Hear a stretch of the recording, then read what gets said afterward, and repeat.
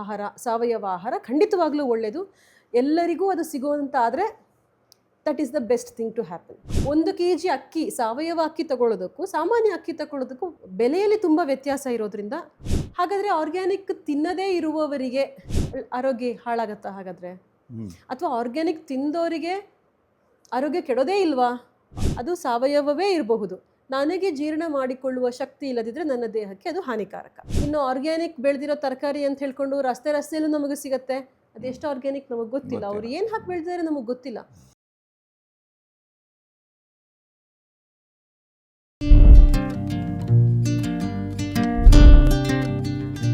ನಮಸ್ಕಾರ. ಆಹಾರದಲ್ಲಿ ಆರೋಗ್ಯ ಸರಣಿಗೆ ನಿಮ್ಮೆಲ್ಲರಿಗೂ ಕೂಡ ಸ್ವಾಗತ. ನಮ್ಮ ಆಹಾರ ನಮಗೆ ಎಷ್ಟು ಮುಖ್ಯ ಅನ್ನೋದನ್ನು ಈ ಸರಣಿಯಲ್ಲಿ ಮಾತಾಡ್ತಾ ಇದ್ದೀವಿ. ಆದರೆ ಇವತ್ತು ಆಹಾರದಲ್ಲಿ ನಮ್ಮ ಆಯ್ಕೆ ಒಂದು ವಿಭಿನ್ನ ಆಯ್ಕೆಯನ್ನು ನಾವು ಕೆಲವರು ಮಾಡೋದಕ್ಕೆ ಹೊರಡ್ತಾ ಇರ್ತೀವಿ. ಆ ಆಯ್ಕೆ ಎಷ್ಟು ಸರಿ ಮತ್ತು ಯಾವ ರೀತಿ ಮಾಡಬೇಕು, ಈ ಥರದ್ದೆಲ್ಲ ಪ್ರಶ್ನೆಗಳು ನನ್ನ ಮೈಂಡಲ್ಲಿದೆ. ಅದನ್ನು ಕೇಳಬೇಕು. ನಮ್ಮ ಜೊತೆ ಡಾಕ್ಟರ್ ಸುವರ್ಣಿನಿ ಕೊಣಲೆ ಅವರಿದ್ದಾರೆ. ನಮಸ್ಕಾರ, ವೆಲ್ಕಮ್. ಯಾವ ರೀತಿಯ ಆಹಾರ, ಸಾವಯವ ಆರ್ಗ್ಯಾನಿಕ್ ಆಹಾರ, ಫಸ್ಟ್ ಆಫ್ ಆಲ್ ಆರ್ಗ್ಯಾನಿಕ್ ಆಹಾರ ಎಷ್ಟು ಅಗತ್ಯ ಅನ್ನೋದು ಮೊದಲ ಪ್ರಶ್ನೆ. ಸೊ ಆರ್ಗ್ಯಾನಿಕ್ ಫುಡ್ ಅನ್ನೋದು, ಮತ್ತು ನೀವು ಆಯುರ್ವೇದದ ಇದನ್ನು ಜಾಸ್ತಿ ಅದ್ರ ಬಗ್ಗೆ ಗಮನ ಇಟ್ಟು ಆಹಾರದಲ್ಲಿ ನಮ್ಮ ಜೀವನದಲ್ಲಿ ಅಳವಡಿಸ್ಕೊಳ್ಬೇಕು ಅಂತ ಹೇಳೋರು ಆಯುರ್ವೇದ, ಯೋಗ. ಸೊ ಆ ಆ್ಯಂಗಲಿಂದ ನೋಡೋದಾದರೆ ಆರ್ಗ್ಯಾನಿಕ್ ಫುಡ್ ತುಂಬ ಮುಖ್ಯನಾ? ಆರ್ಗ್ಯಾನಿಕ್ ಫುಡ್ ಮುಖ್ಯ, ಹೌದು, ಅಲ್ಲ ಅಂತ ಹೇಳಲ್ಲ. ಯಾಕೆಂದರೆ ಆರ್ಗ್ಯಾನಿಕ್ ಫುಡ್ ಅಂತ ಹೇಳಿದಾಗ ನಾವು ಅದರಲ್ಲಿ ಪೆಸ್ಟಿಸೈಡ್ಸ್ ಇರಲ್ಲ, ರಾಸಾಯನಿಕ ಈ ಗೊಬ್ಬರಗಳು ಇರಲ್ಲ, ಹಾರ್ಮ್ಫುಲ್ ರಾಸಾಯನಿಕ ಗೊಬ್ಬರಗಳನ್ನು ಬಳಸಿರೋಲ್ಲ, ಹಾರ್ಮ್ಫುಲ್ ಪೆಸ್ಟಿಸೈಡ್ಸ್, ಕೀಟನಾಶಕಗಳು, ಇದು ಯಾವುದು ನಮ್ಮ ದೇಹಕ್ಕೆ ಹಾನಿ ಮಾಡುತ್ತೆ, ನಮ್ಮ ಮನಸ್ಸಿಗೆ ದೇಹಕ್ಕೆ ಹಾನಿ ಮಾಡುತ್ತೆ, ಅದನ್ನು ಬಳಸಿರೋದಿಲ್ಲ. ಆ ದೃಷ್ಟಿಯಿಂದ ಆರ್ಗ್ಯಾನಿಕ್ ಆಹಾರ, ಸಾವಯವ ಆಹಾರ ಖಂಡಿತವಾಗ್ಲೂ ಒಳ್ಳೆಯದು. ಎಲ್ಲರಿಗೂ ಅದು ಸಿಗುವಂತಾದರೆ that is the best thing to happen. ಆದರೆ ಅದು ಸಾಧ್ಯ ಆಗ್ತಾ ಇಲ್ಲ. ನಿಧಾನಕ್ಕೆ ಹೋಗ್ತಾ ಇದ್ದೀವಿ. ಅದಕ್ಕೆ ಹಲವಾರು ಅಂಶಗಳಿದೆ. ಅದು ಎಲ್ರಿಗೂ ತಲುಪೋದಕ್ಕಷ್ಟು ಸುಲಭ ಸಾಧ್ಯನೂ ಇಲ್ಲ ಅನ್ನೋದಕ್ಕೆ.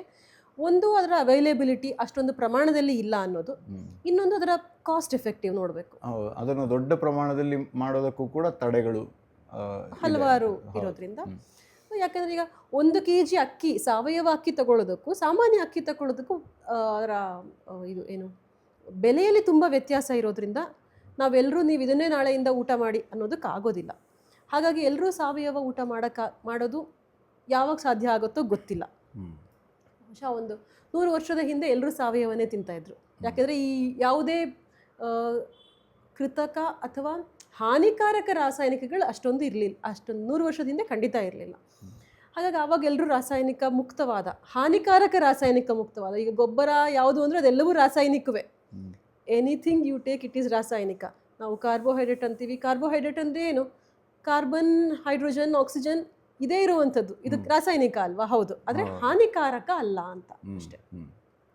ಸೊ ಅದರಿಂದ ಆರ್ಗ್ಯಾನಿಕ್ ಸಿಕ್ಕಿದ್ರೆ ಎಲ್ರಿಗೂ ಖಂಡಿತ ಒಳ್ಳೆಯದು. ಆದರೆ ಸಮಸ್ಯೆ ಎಲ್ಲಿ ಬರ್ತಾ ಇದೆ ಅಂದರೆ, ಒಂದು ಈ ಎಲ್ಲ ಕಾರಣಗಳಿಂದ ಎಲ್ರಿಗೂ ಸಿಗೋಕ್ಕಾಗ್ತಾ ಇಲ್ಲ. ಹಾಗಾದರೆ ಆರ್ಗ್ಯಾನಿಕ್ ತಿನ್ನದೇ ಇರುವವರಿಗೆ ಆರೋಗ್ಯ ಹಾಳಾಗತ್ತಾ ಹಾಗಾದರೆ? ಅಥವಾ ಆರ್ಗ್ಯಾನಿಕ್ ತಿಂದವರಿಗೆ ಆರೋಗ್ಯ ಕೆಡೋದೇ ಇಲ್ವಾ? It's a very common question ಅಲ್ವಾ? ಇದಕ್ಕೆ ಎರಡು ಅಂಶಗಳನ್ನು ಗಮನಿಸಬೇಕು. ಕೇವಲ ಆರ್ಗ್ಯಾನಿಕ್, ಸಾವಯವ ಆಗಿರೋದ್ರಿಂದ ಮಾತ್ರ ಆರೋಗ್ಯಕ್ಕೆ ಒಳ್ಳೆಯದಾಗತ್ತಾ ಆಹಾರದಲ್ಲಿ? ಅದೊಂದೇ ಅಂಶವ ಆಹಾರದಲ್ಲಿ ಇರೋದು ಅಂದರೆ ಅಲ್ಲ. ನಾವು ಹಿಂದೆ ಎಲ್ಲ ಮಾತಾಡಿದ್ವಿ ಒಂದ್ಸಲ. ಆಹಾರ ಅಂದರೆ ಬರೀ ಅಷ್ಟೇ ಅದಲ್ಲ, ಇನ್ನು ಹಲವಾರು ಅಂಶಗಳನ್ನು ಗಮನಿಸಬೇಕು. ನಾನು ತಿಂದಿದ್ದು ನನಗೆ ಜೀರ್ಣ ಆಗದೇ ಇದ್ದರೆ ಸರಿಯಾಗಿ, ಅದು ಸಾವಯವ ಆದರೂ ಸಾವಯವ ಅಲ್ಲದೇ ಇದ್ರೂ ಏನೂ ಇಲ್ಲ. ಅತಿಯಾದರೆ ಅಮೃತವು ವಿಷ ಅನ್ನೋದು ಕೂಡ ಅಲ್ಲಿ ಅದು ಇನ್ನೊಂದು ಪಾಯಿಂಟ್. ಇನ್ನೊಂದು ರೂಪದಲ್ಲಿ ಕೂಡ ಹೇಳ್ಬೋದು. ಒಂದು, ನನಗೆ ಜೀರ್ಣ ಆಗತ್ತಾ, ನನ್ನ ದೇಹಕ್ಕೆ ಅದು ಪೂರಕವಲ್ವಾ ಅನ್ನೋದು. ಅದು ಸಾವಯವವೇ ಇರಬಹುದು, ನನಗೆ ಜೀರ್ಣ ಮಾಡಿಕೊಳ್ಳುವ ಶಕ್ತಿ ಇಲ್ಲದಿದ್ದರೆ ನನ್ನ ದೇಹಕ್ಕೆ ಅದು ಹಾನಿಕಾರಕ. ಎರಡನೇದು, ಸಾವಯವ ಆಹಾರವೇ ನಾನು ನನಗೆ ಬೇಕಾದ ಪ್ರಮಾಣಕ್ಕಿಂತ ಜಾಸ್ತಿ ತಗೊಂಡ್ರೆ, ನೀವು ಹೇಳಿದಾಗೆ ಅತಿಯಾದರೆ ಅಮೃತವೋ ವಿಷ, ಅದು ಇನ್ನೊಂದು. ನಾನು ಯಾವ ಹೊತ್ತಿಗೆ ಯಾವುದು ತಿನ್ನಬಾರ್ದು, ನನ್ನ ದೇಹಕ್ಕೆ ಹೊಂದತ್ತೋ ಇಲ್ವೋ, ಅದು ಆರ್ಗ್ಯಾನಿಕ್ಕೇ ಬಟ್ ನನಗೆ ಹೊಂದದೇ ಇರುವಂಥ ಆಹಾರ ಆದರೆ ನಾನು ತಿಂದರೆ ನನಗೆ ಹಾನಿ ಆಗುತ್ತೆ. ಮತ್ತು ರಾಂಗ್ ಕಾಂಬಿನೇಷನಲ್ಲಿ ತಿನ್ನುವಂಥದ್ದು, ಈ ವಿರುದ್ಧಾಹಾರ ಅಂತ ಹೇಳ್ತೀವಿ. ಯಾವ ಕಾಲದಲ್ಲಿ ಯಾವುದು ತಿನ್ನಬಾರ್ದು, ಯಾವುದರೊಟ್ಟಿಗೆ ಯಾವುದು ತಿನ್ನಬಾರ್ದು, ಅದು ಎರಡು. ಈಗ ಹಣ್ಣು ಸಾವಯವ ಇರ್ಬೋದು, ಹಾಲು ನಮಗೆ ಸಾವಯವ. ಆರೋಗ್ಯಕ್ಕೆ ಒಳ್ಳೇದು ಅಂತ ತಿಂತಾನೆ ಇರೋದು ಕೂಡ ಈ ಅದೇ ರಾಂಗ್ ಟೈಮ್ ನೋಡ್ಕೊಳ್ಳೋದೆ. ಹೌದು, ಟೈಮ್ ಎಷ್ಟು ಹೊತ್ತಿಗೂ ಏನು ಮಧ್ಯರಾತ್ರಿ ತಿನ್ನೋದು ಅದು ಕೂಡ. ಸೊ ಈ ರೀತಿ ಎಲ್ಲ ತಪ್ಪು ಅಭ್ಯಾಸಗಳೇನಿದೆ, ಮಧ್ಯರಾತ್ರಿ ತಿನ್ನುವಂಥದ್ದು, ತಿಂತಾನೆ ಇರುವಂಥದ್ದು. ಸಾವಯವನೇ, ಎಣ್ಣೆಯೂ ಸಾವಯವ, ಬಜ್ಜಿ, ತರಕಾರಿ, ಕಡಲೆ ಹಿಟ್ಟು ಎಲ್ಲ ಸಾವಯವ. ದಿನಾ ಬಜ್ಜಿ ಮಾಡ್ಕೊಂಡು ತಿಂತೀನಿ ಅಂದರೆ ಪ್ರಯೋಜನ ಇಲ್ಲ. ಏನು ತಿಂತೀವಿ, ಹೇಗೆ ತಿಂತೀವಿ ಅನ್ನೋದು ಕೂಡ ತುಂಬಾ ಮುಖ್ಯ ಆಗುತ್ತೆ. ಹಾಗಾಗಿ ಎರಡರ ಕಾಂಬಿನೇಷನ್ ಮುಖ್ಯ. ಹಾಗಾಗಿ ಬರೀ ಸಾವಯವ ಆಗಿದ್ರೆ ಬೇರೆ ಎಲ್ಲವನ್ನೂ ನಿರ್ಲಕ್ಷ್ಯ ಮಾಡಿದ್ರೆ ನನ್ನ ಆರೋಗ್ಯ ಚೆನ್ನಾಗಿರುತ್ತೆ ಅನ್ನೋದು ತಪ್ಪು ಕಲ್ಪನೆ. ಯಾಕಂದರೆ ತುಂಬ ಜನ ಇದನ್ನು ಹೇಳ್ತಾರೆ, ಆರ್ಗ್ಯಾನಿಕ್ ಆಗಿಬಿಟ್ರೆ ಸಾಕು, ಮತ್ತೆ ಉಳಿದಿದ್ದೆಲ್ಲ ನೀವು ಮಾತಾಡಲೇಬೇಡಿ, ಏನೂ ಆಗಲ್ಲ ಅಂತ. ಅದೇ ರೀತಿ ಆರ್ಗ್ಯಾನಿಕ್ ಅಲ್ಲದೆ ಇರುವಂಥದ್ದು, ಸಾವಯವ ಅಲ್ಲದೇ ಇಲ್ಲದೇ ಇರೋದನ್ನು ತಿಂದರೆ ಆರೋಗ್ಯ ಪೂರ್ತಿ ಕೆಟ್ಟೇ ಹೋಗುತ್ತೆ. ಅವ್ರು ನಾಳೆ ಬೆಳಗ್ಗೆ ಅವ್ರಿಗೆ ಇನ್ನೇನೋ ಆಗಿಬಿಡುತ್ತೆ. ಇಲ್ಲ, ಆಗಲ್ಲ, ಅಷ್ಟು ಈಸಿ ಅಲ್ಲ. If you follow all these things, ಸರಿಯಾಗಿ ಹಸಿವಾದಾಗ ತಿನ್ನುವಂಥದ್ದು, ನನಗೆ ಎಷ್ಟು ಬೇಕೋ ಅಷ್ಟು, ನನಗೇನು ಹೊಂದತ್ತೋ ಅದು, ಇದನ್ನು ತಿಂತಾ ಹೋದರೆ. ಅಂದರೆ ಮೊದಲಿಗೆ ನಾವು ತಿನ್ನೋ ವಿಧಾನವನ್ನು ಸರಿ ಮಾಡಿ ಆಮೇಲೆ ಬೇಕು ಅಂತಂದರೆ ಆರ್ಗ್ಯಾನಿಕ್ ಟರ್ನ್ ಆದರೂ ಕೂಡ ಪರವಾಗಿಲ್ಲ. ಈಗಲೇ ಎಮರ್ಜೆನ್ಸಿ ಇಲ್ಲ. ಬಟ್ ಇಫ್ ಯು ನಮಗೆ ಅಫೋರ್ಡ್ ಮಾಡೋಕ್ಕೆ ಸಾಧ್ಯ ಇದೆಯಾ, ನಿಮಗೆ ಬೆಳ್ಕೊಳ್ಳೋಕೆ ಸಾಧ್ಯ ಇದೆ, ಖಂಡಿತವಾಗ್ಲೂ ಹೋಗಿ ಆರ್ಗ್ಯಾನಿಕ್ಗೆ, ಏನು ತೊಂದರೆ ಇಲ್ಲ. ನಿಮಗೆ ಅದು ನಿಜವಾಗ್ಲೂ ಆರ್ಗ್ಯಾನಿಕ್ ಅಂತ ಗೊತ್ತಿದೆಯಾ? Yes, that's my next question. So ಈಗ ಆರ್ಗ್ಯಾನಿಕ್ ಅನ್ನುವಂಥ ಬ್ರ್ಯಾಂಡ್ ಹಾಕ್ಕೊಂಡಿರುವಂಥ ಅಥವಾ ಆ ಥರದ ಟ್ಯಾಗ್ಗಳನ್ನು ಇಟ್ಕೊಂಡಿರುವಂಥ ಎಲ್ಲ ಪ್ರಾಡಕ್ಟ್ಸ್ ಆರ್ಗ್ಯಾನಿಕ್ ಆಗಿರಲೇಬೇಕಾಗಿಲ್ಲ. ಯಾಕೆಂದರೆ ಅದಕ್ಕೆ ಒಂದು ಪ್ರಮಾಣ ಪತ್ರ ಕೊಡುವಂಥ ಸಂಸ್ಥೆಗಳಿದೆ. ಆ ಸಂಸ್ಥೆಗಳಿಂದ, ಅದು ಕೇಂದ್ರ ಸರ್ಕಾರದ ಅನುಮೋದನೆ ಇರುವಂಥ ಒಂದಷ್ಟು ಇದು ಅನುಮೋದನೆ ಸಿಕ್ಕಿರುವಂಥದ್ದು. ಅಲ್ಲಿ ಅವರೇನು ಮಾಡ್ತಾರೆ, ಈ ಆರ್ಗ್ಯಾನಿಕ್ ಅಂತ ಏನು ಕಳಿಸ್ತಾರೆ ಅದನ್ನು ಪರೀಕ್ಷೆ ಮಾಡ್ತಾರೆ. ಪ್ರತಿಯೊಂದು ಬ್ಯಾಚಿಂದ, ಈಗ ಒಂದು ಫುಡ್ ಬ್ಯಾಚಸಲ್ಲಿ ಬರುತ್ತಲ್ಲ, ಪ್ರೊಡಕ್ಷನ್ಸ್ ಇರುತ್ತೆ, ಅದನ್ನೆಲ್ಲ ಪರೀಕ್ಷೆ ಮಾಡ್ತಾರೆ ಅವರು. ಅದರಲ್ಲಿ ಒಂದಿಷ್ಟು ಪ್ರಮಾಣ ಅದು ಆರ್ಗ್ಯಾನಿಕ್ ಆಗಿರಬೇಕು. ಮತ್ತು ಕೆಲವೊಂದಷ್ಟು ಬೇರೆ ಮಿಶ್ರಣ ಇದ್ದರು, ಈಗ 100% ಆರ್ಗ್ಯಾನಿಕ್ ಆಗಿರಲೇಬೇಕು ಅಂತಿಲ್ಲ, ಅಲ್ಲೂ ಒಂದಷ್ಟು ಬೇರೆ. ಯಾಕಂದರೆ ಕೆಲವೊಂದು ಅಡಲ್ಟ್ರೇಷನ್ ಇನ್ನೆವೈಟೇಬಲ್ ಆಗಿರುತ್ತೆ.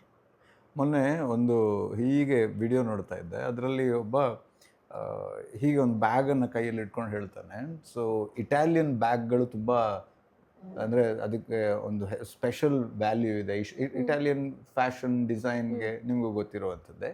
ಸೊ ಅವನು ಏನು ಮಾಡ್ತಾನೆ, ಇದು ನಾನು ಹಿಡ್ಕೊಂಡಿರೋ ಬ್ಯಾಗು ಇಟಾಲಿಯನ್ ಡಿಸೈನ್, ಇಟಾಲಿಯನ್ ಫಿನೆಸ್ ಇರೋದು ಅಂತ ಹೇಳ್ತಾನೆ. ಆ್ಯಕ್ಚುಲಿ ಇದು $100 ಆಗಿ ಎಲ್ಲಿಂದ, ಚೈನಾದಿಂದ ಬಂದಿರೋದು. ನಾನು ಏನು ಮಾಡಲ್ಲ, ಅದಕ್ಕೆ ಬ್ಯಾಗು ರೆಡಿ ಇರುತ್ತೆ.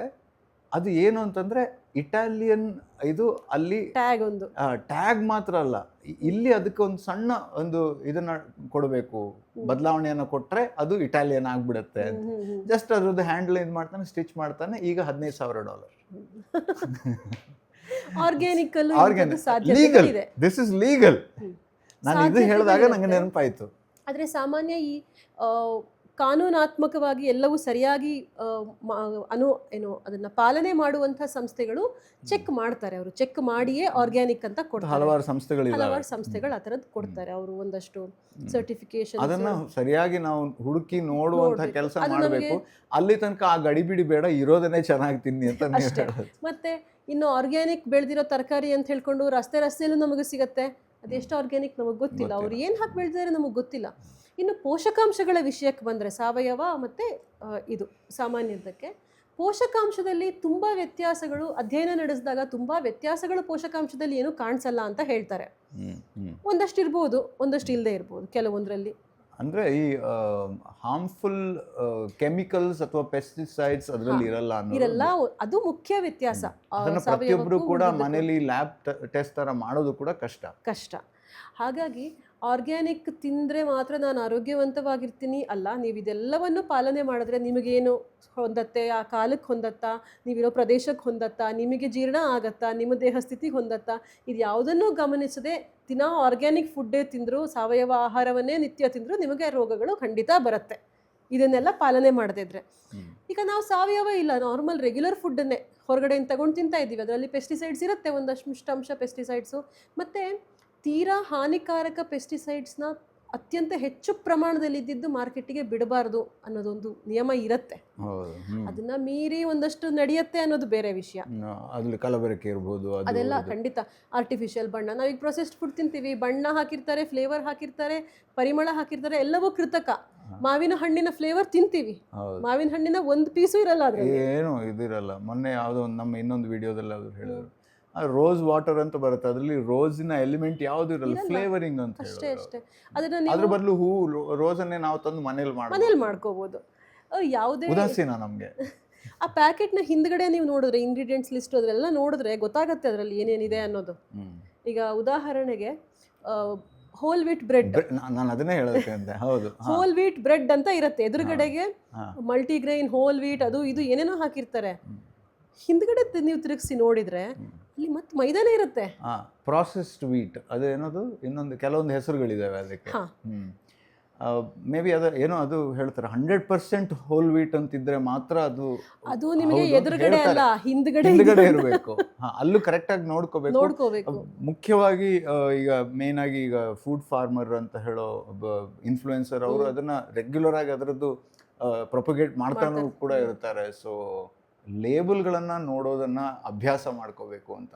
ಅದು ಎಷ್ಟರ ಮಟ್ಟಿಗೆ ಪ್ರಾಕ್ಟಿಕಲ್ ಅನ್ನೋದು ಇನ್ನೊಂದು, ಮತ್ತು ಇನ್ನೊಂದು ಅದು ನಮಗೆ ಅರ್ಥವಾಗುವಂಥ ಭಾಷೆಯಲ್ಲೂ ಕೂಡ ಇದೆಯಾ ಅಂತ ಇನ್ನೊಂದು.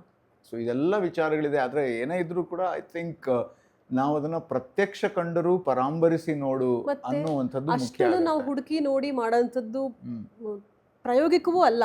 ಎಲ್ಲವನ್ನು ಹೇಗೆ ಕಂಡಿಡಿ, ಸಾಮಾನ್ಯ ಒಬ್ಬ ಕೂತ್ಕೊಂಡು ನಾನು ಅಡುಗೆ ಮಾಡಬೇಕಾ, ಅಡುಗೆ ಮನೇಲಿ ಹೋಗಿ ಇದು ಕಿರಾಣಿ ಅಂಗಡಿಯಿಂದ ತಗೊಂಡು ಬರಬೇಕು, ಬೇಡ ಆರ್ಡ್ರೇ ಮಾಡಿ ನೀವು ಮನೆಗೆ ಬಂದಿದ್ದು ಪ್ರತಿಯೊಂದರಲ್ಲೂ ಏನಿದೆ ಅಂತ ಹೇಗೆ ಪರೀಕ್ಷೆ ಮಾಡೋದು, ಅದನ್ನ ಹೇಗೆ ರಿಸರ್ಚ್ ಮಾಡೋದು ಸಾಧ್ಯ ಇಲ್ಲ. ಅದರಿಂದ ಸಾವಯವ ಅಲ್ಲ ಅನ್ನೋದು ಅದು ಒಂದು ಹಂತದವರೆಗೆ ಮುಖ್ಯ, ಹೌದು, ಬಟ್ ತೀರಾ ತಲೆ ಕೆಡಿಸ್ಕೊಳ್ಳೋ ಅಂಥ ವಿಷಯ ಅಲ್ಲ. ಹಾಗೆ ನೋಡಿದರೆ ಖಂಡಿತವಾಗ್ಲೂ ಆರ್ಗ್ಯಾನಿಕ್ ಒಳ್ಳೇದು, ನಾನು ಇಲ್ಲ ಅಂತ ಹೇಳಿ ಆಮೇಲೆ ಇವರು ಆರ್ಗ್ಯಾನಿಕ್ ಅಲ್ಲದೆ ಇರೋದು ತಿಂದರೆ ಒಳ್ಳೇದು ಅಂತ ಹೇಳಿಬಿಟ್ರು ಅಂತ ನಾಳೆ ಹೇಳ್ಬಾರ್ದು. ನಾವೀಗ ಅದನ್ನೇ ಈಗ ಟೈಟಲ್ ಹಾಕೋದು. ಸೊ ನೀವು ಇದೆಲ್ಲವನ್ನು ಪಾಲನೆ ಮಾಡಿ ನಿಮಗೆ ಹಸಿವಾದಾಗ ತಿನ್ನಿ, ನಿಮಗೆ ಹೊಂದೋದು ತಿನ್ನಿ, ಆವಾಗ ನಿಮಗೆ ತಕ್ಕ ಮಟ್ಟಿಗೆ ಅನಾರೋಗ್ಯದ ಸಮಸ್ಯೆಗಳು ಕಡಿಮೆ ಆಗುತ್ತೆ.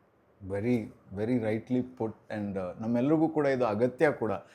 ಯಾಕಂದರೆ ನಾವು ಆರ್ಗ್ಯಾನಿಕ್ಕಿನ ಹಿಂದೆ ಹೋಗಿ ನಾವು ಸಂಸ್ಥೆಗಳ ಜೋಬನ್ನು ತುಂಬಿಸೋದು ಮಾತ್ರ ನಡೀತಿದೆಯಾ, ಅಥವಾ ನಿಮ್ಮ ಹೊಟ್ಟೆಗೆ ಸರಿಯಾದ ಆರ್ಗ್ಯಾನಿಕ್ ಫುಡ್ಡೇ ತುಂಬ್ತಾ ಇದೆಯಾ ಅನ್ನುವಂತಹ ಪರಾಮರ್ಶೆಯನ್ನು ನಾವು ಮಾಡಿಕೊಂಡೇ ಅಲ್ಲಿಗೆ ಮುಂದುವರಿಬೇಕು.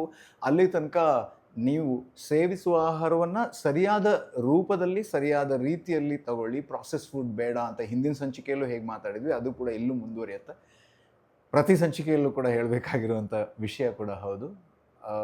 ಒಂದು ವೇಳೆ ತುಂಬ ಅದರ ಮೇಲೆ ಸೆಳೆತ ಇತ್ತು ಅಂತಂದ್ರೂ ಕೂಡ ಅದನ್ನು ಲಿಮಿಟೆಡ್ ಆಗಿ ತುಂಬ ಕಂಟ್ರೋಲ್ಡಲ್ಲಿ ನಾಲಿಗೆ ಚಪ್ಪಲಕ್ಕೆ ಸ್ವಲ್ಪ ತಗೊಳ್ಳೋದೇ ಹೊರತು ಅದೇ ನಮ್ಮ ಮುಖ್ಯ ಆಹಾರ ಕೂಡ ಆಗಬಾರ್ದು ಅನ್ನೋದು ನನ್ನ ಪರ್ಸ್ನಲ್ ಒಪಿನಿಯನ್. ಅವ್ರು ಎಷ್ಟು ಒಪ್ತಾರೆ ಅಂತ ಗೊತ್ತಿಲ್ಲ. Thank you so much. ಮುಂದಿನ ಸಂಚಿಕೆಯಲ್ಲಿ ಸಿಗೋಣ. ನಮಸ್ಕಾರ.